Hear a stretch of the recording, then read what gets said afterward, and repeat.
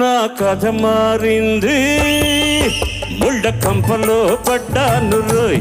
ఓహోయ్ ఓహోయ్, నా కర్మ కాలింది, కత్తి మీది సామయ్యింది రోయ్. హోయ్, సరదాగా తిరిగేవాణ్ణి, దొరలాగా బతికేవాణ్ణి. ఆహా, సరదాగా తిరిగేవాణ్ణి, దొరలాగా బతికేవాణ్ణి. ఎవరో పెద్దల రంగుల వల్ల ఇరుక్కుపోతిని రోయ్.